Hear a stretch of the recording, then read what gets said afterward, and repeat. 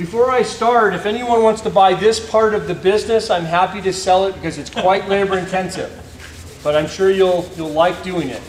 It starts off, we make many acrylic lenses like this. That's a piece of clear acrylic, plastic injection molded. This part's for a 65 gas cap. It's three-dimensional when it's painted, so you have a depth to it. Unlike the emblems today on your some of the new vehicles that I see, it's a plastic sticker, and then there's resin poured over the top of the sticker, and it's adhesive back. We don't do that here. They didn't do it back then. I know why they stopped doing it, because this is just such a pain and very labor intensive, but for what we do, manufacturing the classic side, many of you need a perfect replica part. These cars are being over-restored, and we're trying to accommodate that. So this part here happens to be for a 65 gas cap. So it starts this route.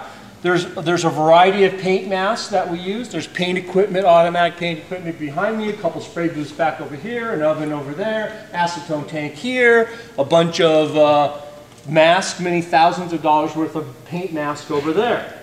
So we start with a piece of plastic. This would be an example of a paint mask.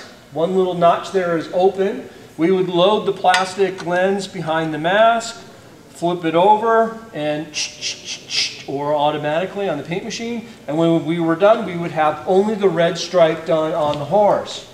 And then we take it to the other mask, and we put the white and red, white, blue stripe, both colors, on this. This mask is dedicated to this part. And then the final step, so now we have the clear, that was the red, that's the white and blue, then we'd have a red, white, and blue, and then the final step would be this big one, where we would, same thing, load it perfectly in here, it fits like really, really tight and real perfect, and then we would paint the back side of that black, okay? And then when we're done with that, everything that is clear, it's still, you can see through it, but as you know, it should be chrome. So what happens next is we load up these in a chamber, and we melt plastic and shrink wrap this plastic over the top of this, because we don't want to chrome this, we only want to chrome this side. And then we send that away to a vacuum chromer. They hang them up into a vacuum chamber. They have these aluminum anodes or grenades.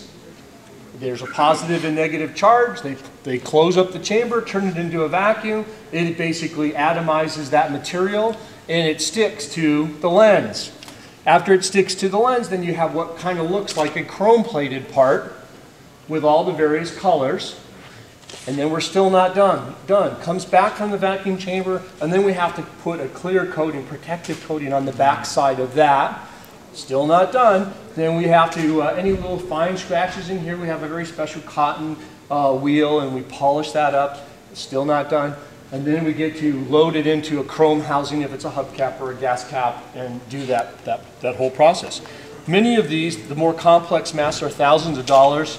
One of the problems is when we plastic inject this part, if they don't control, or the humidity's off that day, or they put too much pressure in it, or the temperature's wrong, this part varies in size. If that part varies in size, that means there's going to be over or under spray when I do my painting operation. If it's oversprayed, that means that the girls here with their magnifying glass, with their little toothpicks, have to clean up all that. It takes hours. It's very, very, very hard. But it's what we do.